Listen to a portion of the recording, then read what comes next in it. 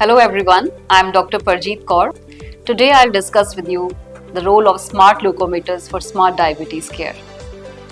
So diabetes management does not only involve taking a medicine, tablet or insulin, it also involves a good lifestyle management in the form of good diet, exercise, and third and very important, regular checking of your blood glucose levels. Now this checking of blood glucose levels we do in the lab at every 3 or 6 months interval. But equally important is to check regularly at home with the help of glucometer, what we call as SMBG, self-monitoring of blood glucose.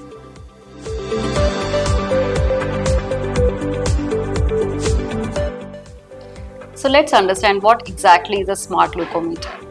So glucometers have evolved over a period of time. Earlier days, whenever we used to check a blood glucose with the help of glucometer, we will just see the blood glucose reading.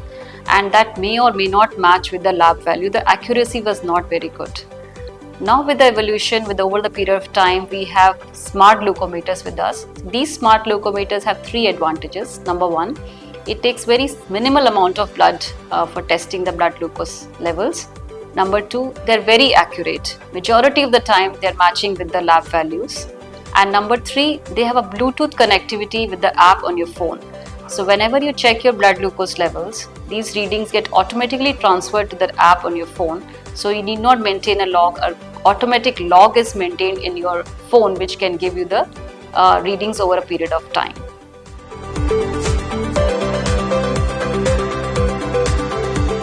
So now let's see how these smart glucometers can be particularly beneficial for people with type 1 diabetes. So people with type 1 diabetes usually need 3 to 4 injections, insulin injections in a day. And at the same time, they need to check your readings also 4 to 5 times in a day. And that becomes sometimes a challenge that they're not able to write in their book. And there comes the importance of smart apps that whenever they check their blood glucose readings, they get automatically transferred to their app on the phone. Not only that app maintains the blood glucose log, it also gives a graph and it gives a picture of blood glucose readings for last 2 to 3 weeks, in which we can easily pick up the fluctuations. We can easily see at what point of time the blood glucose values are going low, at what point of time they're going high, so that we can adjust the insulin and diet and physical activity accordingly.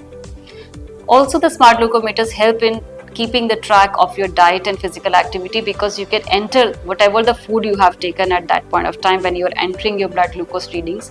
You can also enter the amount of physical activity you have done over a period of over a day or maybe multiple days, and you can also enter the amount of insulin dose which you have taken.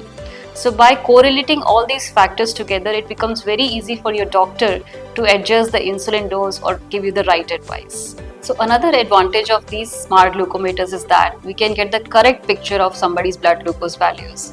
Because many a times when the patient comes to us with the HbA1c reading, which gives average of last 3 months, can be falsely low or falsely high because of the variety of reasons. And that's why we do not solely rely upon the HbA1c to adjust our treatment. And there comes the role of smart glucometers. When the log is maintained in the app, we can see the blood glucose reading profile over a period of 3 months, and then we see whether it's matching with the HbA1c or not. And that really helps in taking the right decision.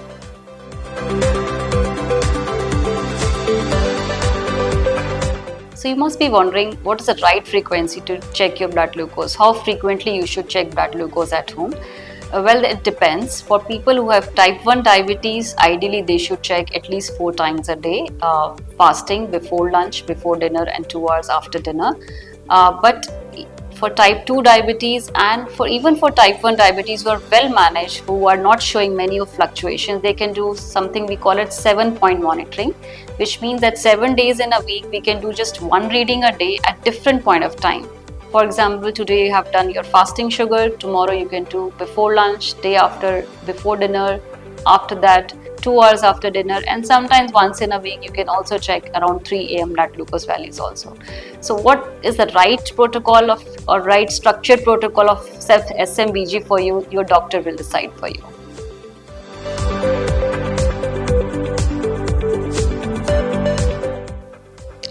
So why is structured SMBG or self-monitoring of blood glucose important?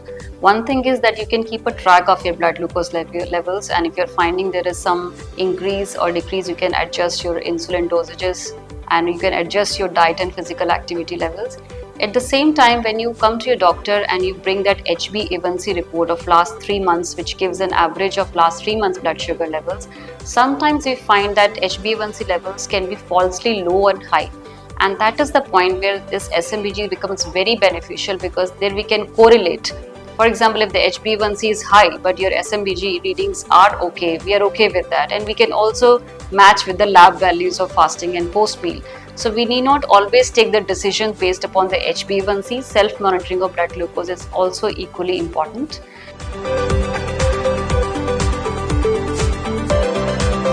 If you are new to the glucometer and you haven't never used the glucometer, a small tip to get started.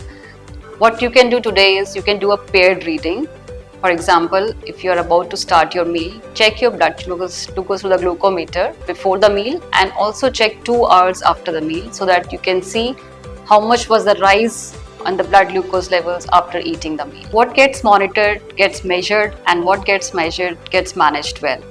So start checking your blood glucose readings at home through glucometer and take charge of your diabetes care. Get yourself empowered.